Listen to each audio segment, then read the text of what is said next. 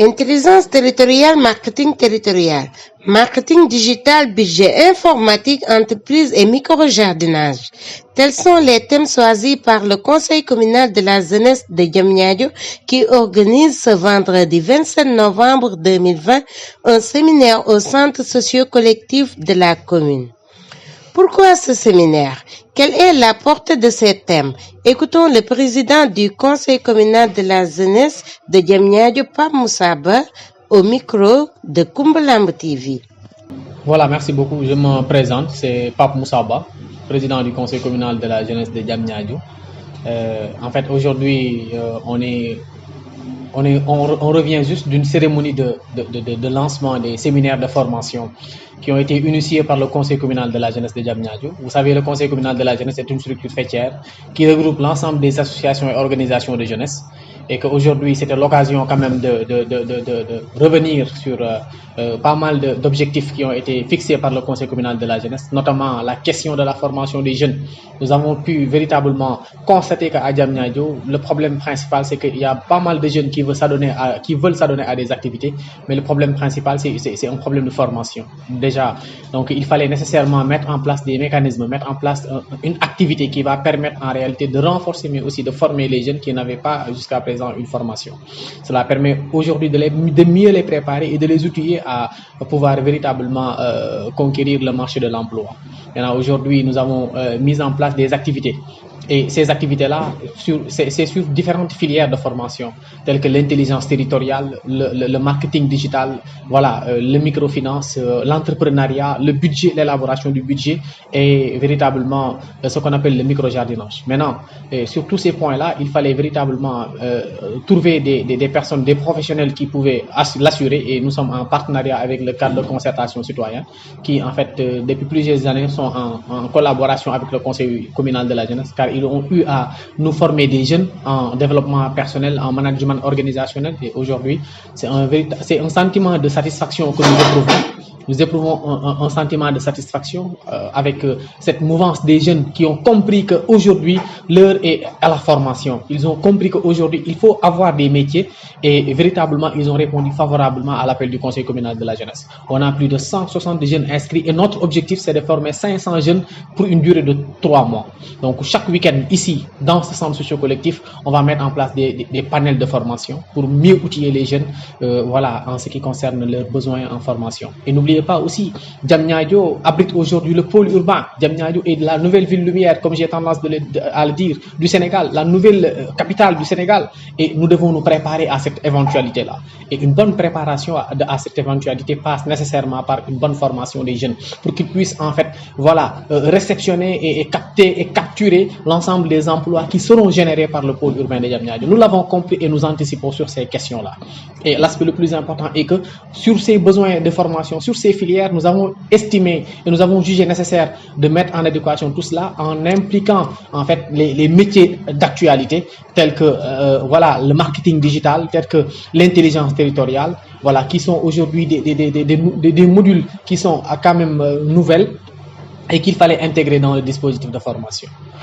L'autre aspect, c'est relativement à notre collaboration, nous, en tant que conseiller de la jeunesse, je l'ai dit, privilégié sur les questions de jeunesse par l'État et reconnu par l'État. Et nous avons un rôle de conscientisation, nous avons un rôle de sensibilisation et un rôle d'accompagnement des jeunes. Et ces rôles-là et ces objectifs-là entrent en étroite collaboration avec les missions communes qui sont dévolues aux municipalités de manière générale. Raison pour laquelle le maire de la commune de Diamniadio nous a honoré de par sa présence aujourd'hui en présidant la cérémonie d'ouverture de ces séminaires de formation, mais aussi il faut magnifier la collaboration qui existe entre les deux institutions parce que nous avons des missions communes, forcément nous sommes appelés à une bonne collaboration pour véritablement servir la cause des jeunes et de manière générale servir la cause des populations.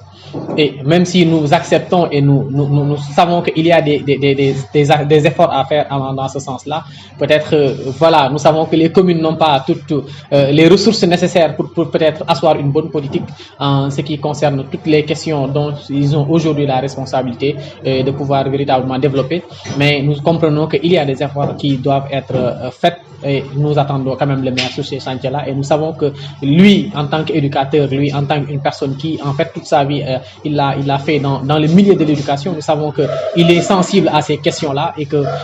nous attendons une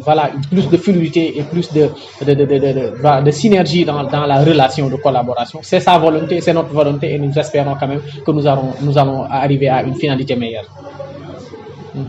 Alassane Ba bu conseil départemental antu na moom it ci séminaire bi.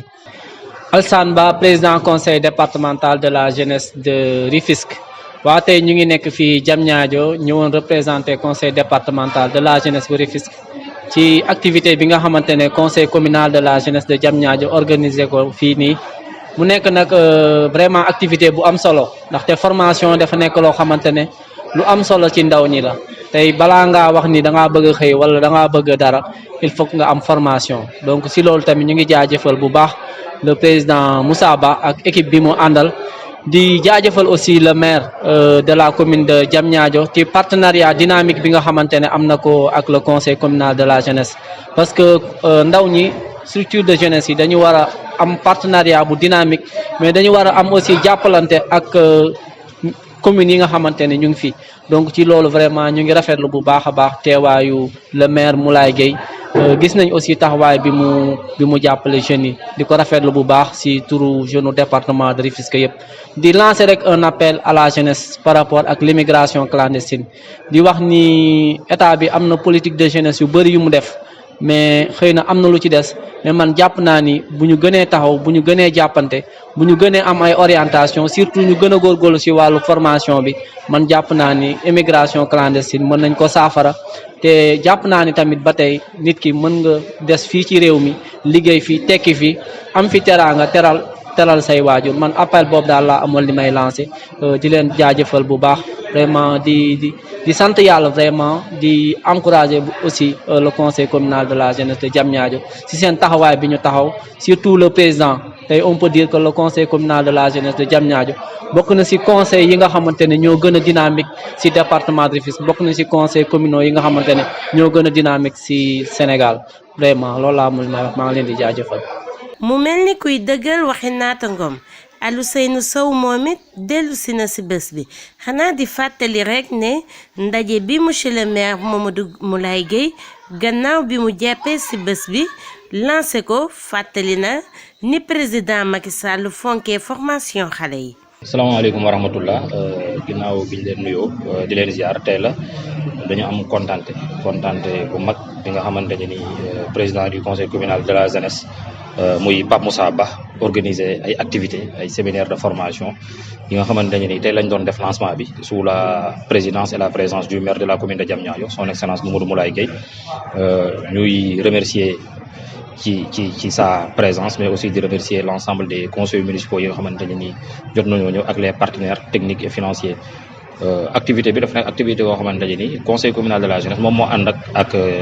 CCC ñu naan ko 3C cadre de concertation citoyenne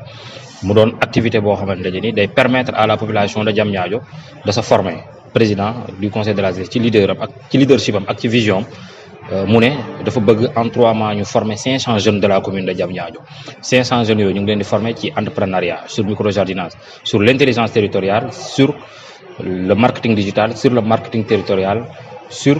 le développement personnel mais aussi sur le budget parce que boo xoolee moment yi la ñuy préparer budget yi donc déjà débat d'orientation budgétaire donc DOB mi ngi am ci commune yu bari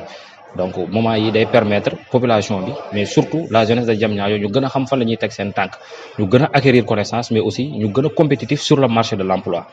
te dëkk bi toll na foo xamante ne nii boo amul formation wala amoo capacitation pour nga exercer pour nga am métier day jafe ci loolu conseil communal de la jeunesse ñëw ànd ceeg structure yi nga xamante ñoo fi nekk ànd ceeg collectivité locale bi ànd ak le maire de la commune de Diamniadio pour que véritablement ñoom ñu ñëw ñu former la jeunesse de Diamniadio waaw ñu ngi ci sant ñëpp di gërëm ñëpp waaw gis ngeen population bi sur 500 ci presque une semaine nous avons 164 inscrits sur une semaine xam nga ni loolu information bi intéressé na jeunesse su Diamniadio tey boo gisee salle bi daf fees del waaw quartier bu nekk était représenté tous les 21 quartiers de la commune ku nekk am na ay ndaw yoo xamante ne ni jóge nga fa te li ci gën a am solo mooy connaissance yi nga xamante ne dañ koy jox ndaw yooyu ëllëg dina leen permettre ñoom ci seen i quartier ñoom ñu mën a former ñi fa nekk mais aussi ñu mën leen a éveiller mën leen a conscientiser ci mesures yi nga xamante ne ni war nañ koo jël muy commune bi wala aussi muy nguur gi ci mbir yu bari waaw donc ci cadre boobu la ñu nekkoon di ci sant ñëpp vraiment di féliciter ñëpp di féliciter encore une fois la presse locale di féliciter encore une fois la presse internationale comme Kouma Lamb Info gis nañ ni information yi depuis bi ñu jàppee activités yi ba léegi ñoom ñu ngi ñëw di ci jàpp di ko partager ci réseaux sociaux yi mais aussi ñu ngi ñëw di couvrir événement bi pour permettre yeneen i jeunes communes yi ñu mën a xool ci conseil communal de la jeunesse pour ñëw def seen activité te aussi activité yu xaw a jéggi dayo la yu bari la sax parce que tey conseil communal de la jeunesse commencé woon na def activité yu bari Diamniadio Clean Up Challenge ñun ñoo ko njëkk a organiser mën naa ne ci réew mi bi président ne dafa bëgg ji Sénégal 0 déchet ñu organiser ko en collaboration avec nos partenaires mais aussi ak yeneen activités de formation yeneen activités civiques des activités citoyennes yoo xamante ne c'est pour l'intérêt exclusif de la jeunesse de Diamniadio mais aussi pour l'intérêt de la jeunesse en particulier. سلمت من على هداي تران ما تجان ربي وباب العين لم يكن مرتيا